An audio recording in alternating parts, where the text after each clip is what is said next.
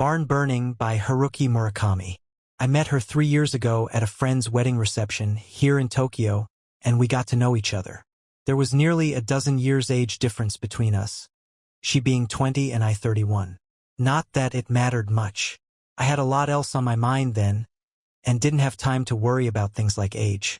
Plus, I was married, but that didn't seem to bother her either. She was studying with a famous mime and working as an advertising model to make ends meet. But she usually found it too much trouble to go out on the modeling assignments she was given, so her income didn't amount to much. What it didn't cover, her boyfriends made up. Of course, I don't know for sure, but things she said seemed to hint at that kind of arrangement. As I mentioned, when I first met her, she told me she was studying mime. One night, we were out at a bar, and she showed me the tangerine peeling. As the name says, it involves peeling a tangerine. On her left was a bowl piled high with tangerines. On her right, a bowl for the peels. At least that was the idea. Actually, there wasn't anything there at all. She'd take an imaginary tangerine in her hand, slowly peel it, put one section in her mouth and spit out the seeds. When she'd finished one tangerine, she'd wrap up all the seeds in the peel and deposit it in the bowl to her right. She repeated these movements over and over again. When you try to put it in words, it doesn't sound like anything special. But if you see it with your own eyes for 10 or 20 minutes, almost without thinking, she kept on performing it. Gradually, the sense of reality is sucked right out of everything around you. It's a very strange feeling. You're pretty talented, I told her. It's easy. It has nothing to do with talent. What you do isn't make yourself believe that there are tangerines there. You forget that the tangerines are not there. That's all. I could see we were going to get along. We didn't go out all that often. About once a month, twice at most. I call her up and ask her where she'd like to go. We'd have something to eat, have a few drinks in a bar, and talk up a storm. I'd listen to her talk. She'd listen to me. We had hardly anything in common to talk about. But that didn't matter. I guess you'd say we were friends. Naturally, I paid for everything, all the food and drink. A few times she called me up, usually when she'd run out of money and was hungry. On those occasions she ate like you wouldn't believe. I was completely relaxed when I was with her. I could erase everything from my mind, all the work I didn't want to do, the jumble of senseless ideas people carry around in their heads. She had that effect on me. She didn't talk about anything in particular. Often I would just keep nodding my head, not really picking up the gist of her words. But listening to her made me feel relaxed, as if I were gazing at drifting clouds far off in the distance. In the spring of the year after we met, her father died, and she inherited a little money from him. At least that's what she told me. She said she wanted to use the money to go to North Africa. I don't know why she picked North Africa, but I went ahead and introduced her to a woman I knew who worked at the Algerian embassy in Tokyo. So off she went to Algeria. As things turned out, I went to see her off at the airport. She carried just one beat-up old bag with a few changes of clothes stuffed inside.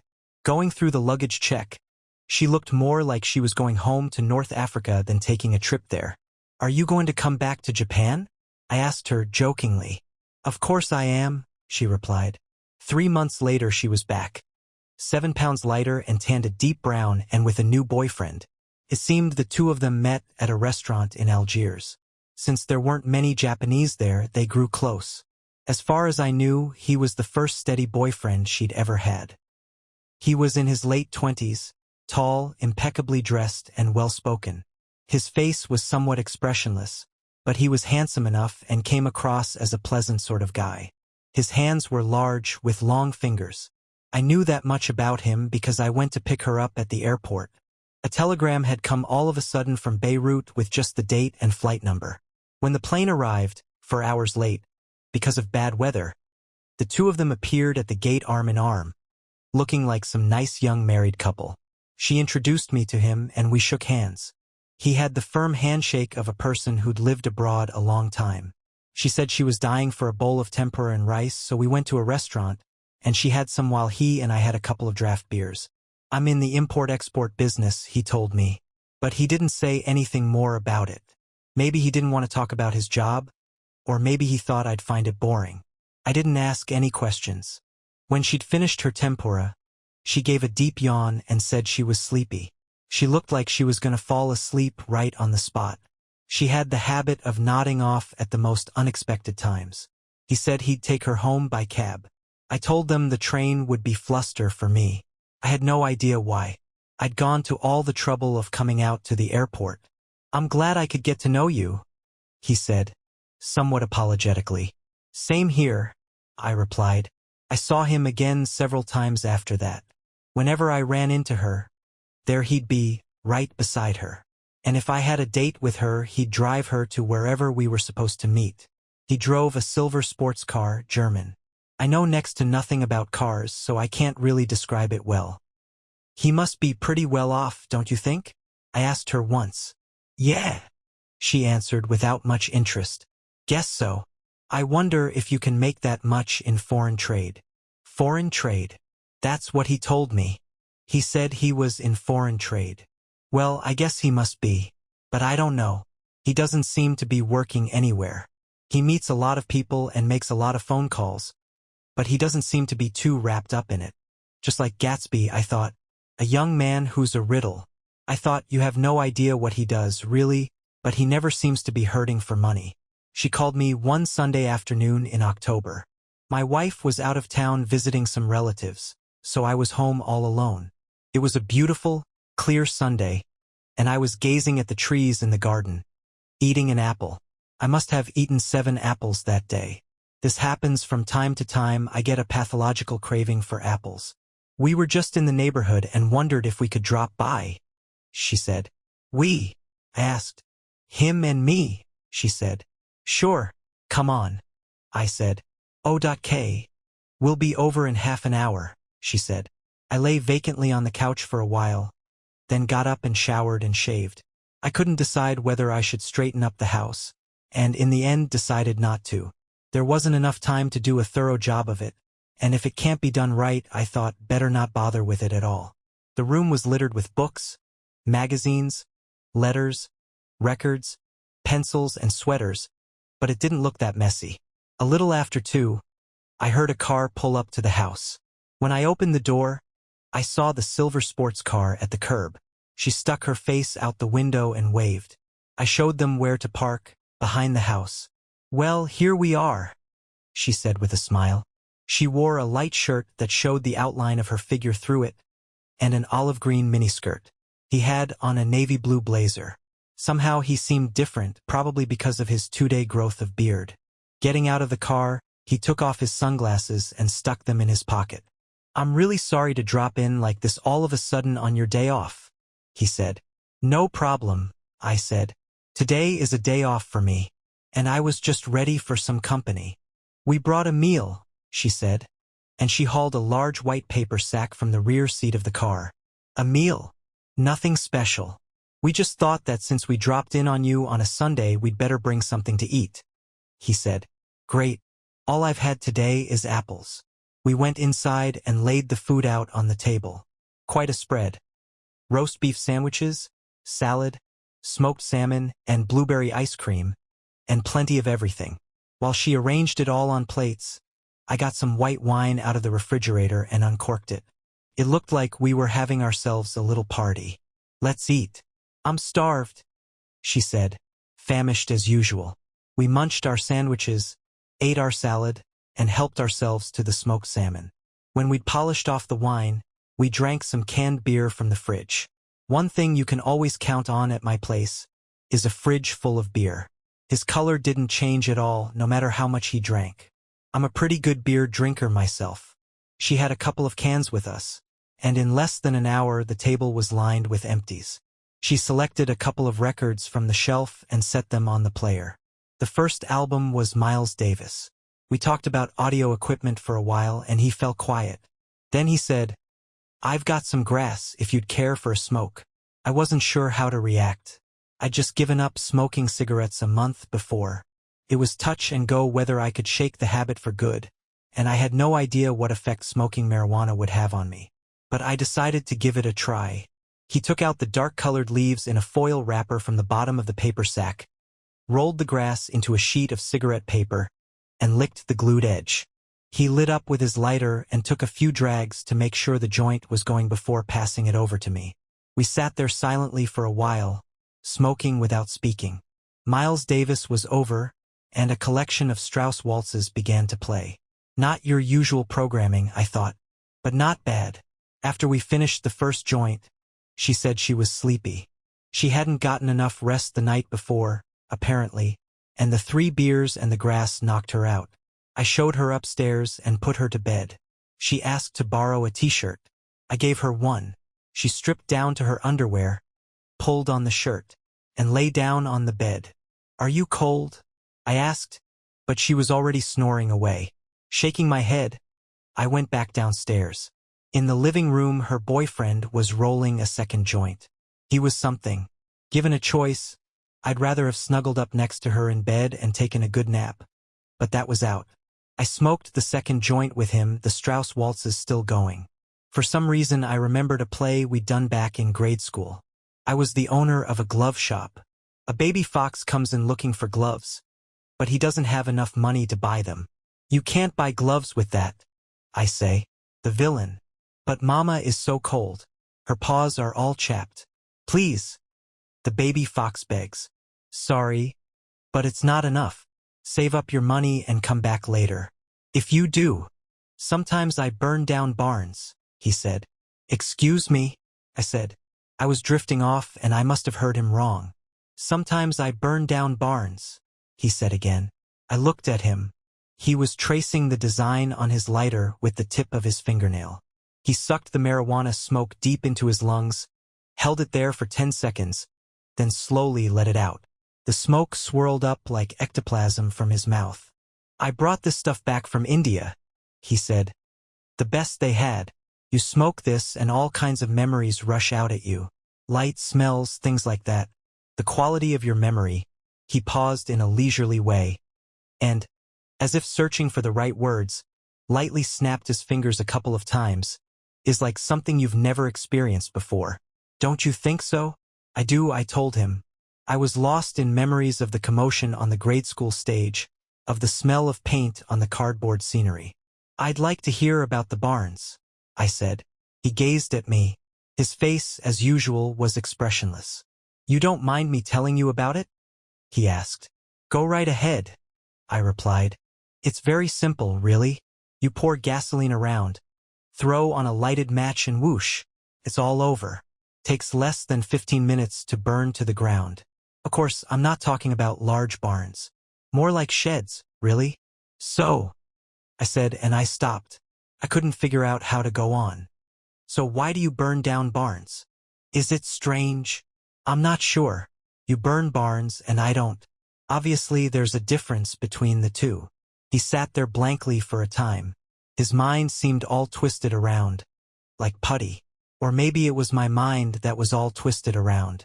"I burn roughly 1 barn every 2 months, he said, and snapped his fingers again. "That seems about the right pace. For me, that is." I nodded vaguely. "The right pace. So, are these your own barns you burn?" I asked. He looked at me as if he had no idea what I was talking about. "Why would I burn down my own barns?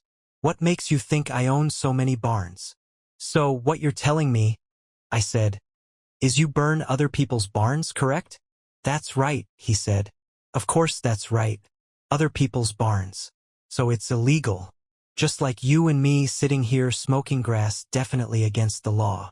I was silent, resting my elbows on the arms of the chair. "I burn other people's barns without their permission. Of course, I always choose one that won't turn into a 4-alarm blaze. I don't want to start a fire, just burn down barns." I nodded and snuffed out the stub of the joint. "But if you're caught, you'll be in trouble. It's arson, after all. You blow it and you could wind up in jail." "I won't get caught," he said casually. I pour on the gasoline, strike a match, and take off. Then I have a good time watching it all from a distance with binoculars. I won't get caught. The police aren't going to comb the streets over a lousy little barn burning down. He was probably right, I thought. And no one would ever think that a well-dressed young man driving an expensive foreign car would be running around torching barns. "Does she know about it?" I asked, pointing upstairs. "She doesn't know a thing. Actually, I've never told another soul. It's not the kind of topic you can bring up with just anybody. Then why me? He spread the fingers of his left hand straight out and rubbed his cheek. The whiskers made a scratchy, dry sound, like a bug crawling over a taut sheet of paper. You're a writer, so I thought you must be interested in patterns of human behavior. Writers are supposed to appreciate something for what it is before they hand down a judgment. Besides, I wanted to talk about it with someone. The way I'm explaining it might be a little weird, I guess. The world's full of barns that are almost waiting for me to burn them down. A barn all by itself beside the ocean. A barn in the middle of a rice paddy. Anyhow, all kinds of barns. Give me 15 minutes and I'll burn them to the ground so it looks like there was never any barn there to begin with. No one gets choked up over it. It just disappears. Whoosh. But you're the one who judges that they're expendable, right? I don't judge anything. The barns are waiting to be burned. I just accept that. I merely accept what's there. It's like the rain. The rain falls. The river swells up. Something gets carried away in the flow. Is the rain making a judgment? It's not like I'm out to commit an immoral act. I have my own code of morality. We sat there, silent and still for a while, waiting, it seemed, for the glow to wear off. I had no clue what I should say next. I felt as if I were looking through a train window watching a weird landscape flash in and out of view. Care for another beer? I asked after a while. Thanks. Don't mind if I do. I brought out 4 cans from the kitchen, along with some camembert cheese. We had 2 beers each and ate the cheese. When was the last time you burned down a barn? I asked him. Let me see. He thought for a while. This summer, the end of August. And when are you going to burn down your next one? I don't know. I'm not going by some schedule circling dates on the calendar. I burn a barn when I get the urge to. But when you want to burn one, there isn't always the kind you're looking for just waiting for you, is there? Of course not, he said quietly. So I make sure I've got a good one picked out in advance. Have you already decided on your next barn? Frown lines formed between his eyes, and he breathed in a rush of air through his nose. Yes, I've already found it. I didn't say anything, just sipped at what was left of my beer. It's a wonderful barn. It's a long time since I've seen one so well worth burning. Actually, I came over here today to check it out. You mean it's around here? Very close by, he said. So ended our discussion of barns. He woke up his girlfriend at 5 and apologized again for having dropped in on me out of the blue. Even though he'd drunk a huge amount of beer, he was cold sober. He drove the car out from behind the house. It had one small nick near the headlight. I'll keep an eye out for those barns, I said in farewell. Right, he said. Anyhow, remember it's right nearby. What do you mean, barns? She asked. Just something between us men, he replied. I see, she said, and they disappeared. The next day, I went to the bookstore and bought a map of the part of town where I live. Map in hand, I walked the neighborhood, marking with a pencil the location of every barn. Over 3 days, I explored an area 2.5 miles in each direction. My home was on the outskirts of town with quite a few farms still around, so there were lots of barns. I counted 16. The barn he planned to burn must be one of those. The way he'd said that it was right nearby made me sure it wasn't beyond the area I'd covered. Next, I made a careful check of each of the 16 barns. First, I eliminated the ones too close to other people's houses.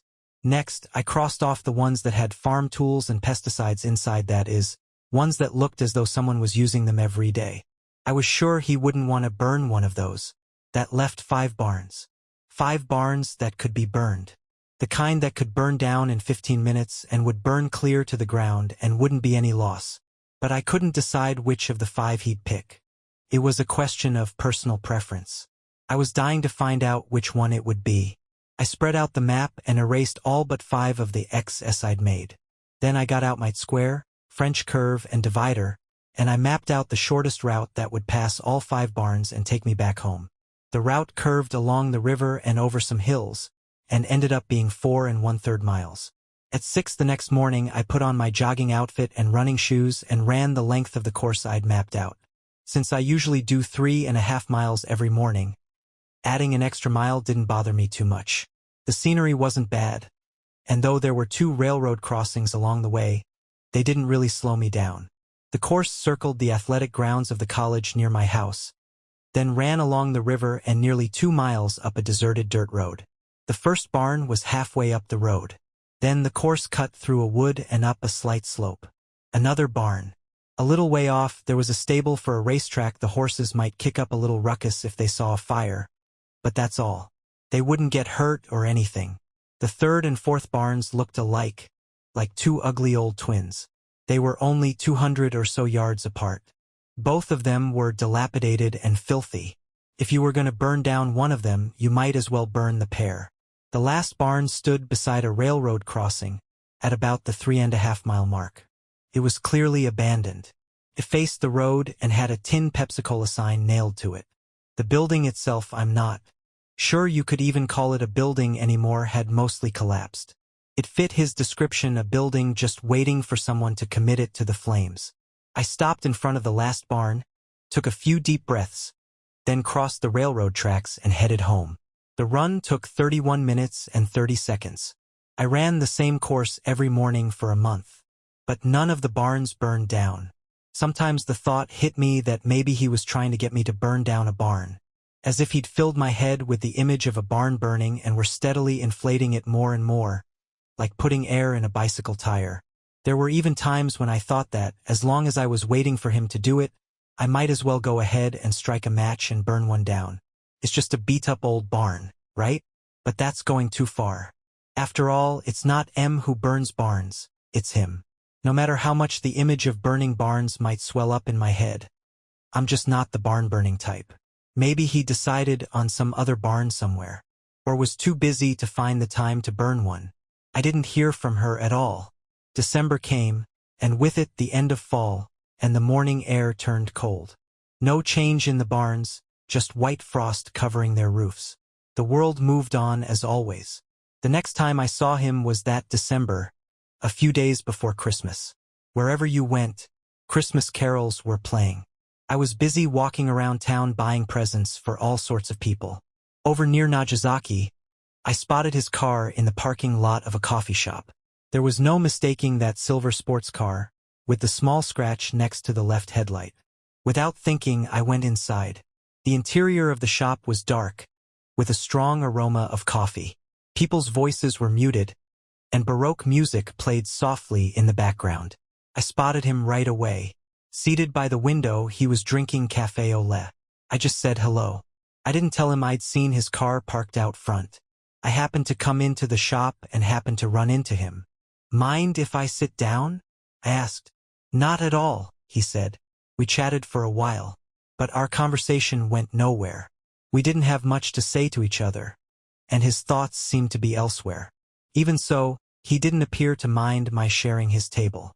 He told me about the harbor in Tunisia, and about the shrimp they catch there. It wasn't that he felt obliged to talk. He just wanted to tell me about the shrimp. But the story ran out halfway through, like a trickle of water being sucked up by sand. He raised his hand, called a waiter over, and ordered a second cup of café au lait. "By the way, whatever happened to that barn?" I ventured to ask him. A trace of a smile played at the corners of his mouth. "You still remember, I see," he said. He took his handkerchief out of his pocket, wiped his mouth, and put the handkerchief back in his pocket. "I burned it, of course. Burned it right down. Just like I said I would. Near my house. Yes, right nearby. When? A while back. 10 days after we dropped by your house." Then I told him how I marked the locations of the barns on a map, how I ran past them once a day. "So I couldn't have missed it," I said. "You're quite meticulous, aren't you?" he said brightly. "Meticulous and logical. But you must have overlooked it. That happens sometimes. A thing's too close, and you miss it." "Well, I don't get it." He straightened his tie and glanced at his watch. "It's too close," he said. "But I have to be going. Why don't we have a nice long talk about it next time? You'll have to excuse me, but someone's waiting for me." There was no reason to keep him any longer. He stood up and put his cigarettes and lighter in his pocket.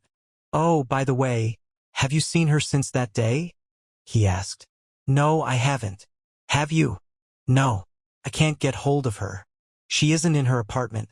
I can't get through by phone, and she hasn't been going to her mime class for a long time. I imagine she just took off for somewhere. She's done that a number of times. He stood there, hands stuck in his pockets, and stared at the tabletop. With no money for a month and a half. She's not the kind who can make it on her own, you know? He snapped his fingers inside his pocket a couple of times. She doesn't have a cent, he continued. Or any real friends, either. Her address book is crammed. But those are just names. There's not a single person she can depend on. You're the only one she trusted. I'm not saying that to be polite. You were someone special to her. Even made me a bit jealous. And I'm not the kind of person who's ever jealous. He gave a slight sigh and looked at his watch again. I've really got to be going. Let's get together again sometime. I nodded. But the right words wouldn't come out. It was always that way. Whenever I was with him, the words just wouldn't flow. I tried calling her a couple of times after that, until the phone company shut off her phone. I was a little worried, so I went to her apartment. Her door was locked. A sheaf of junk mail was stuffed in her mailbox.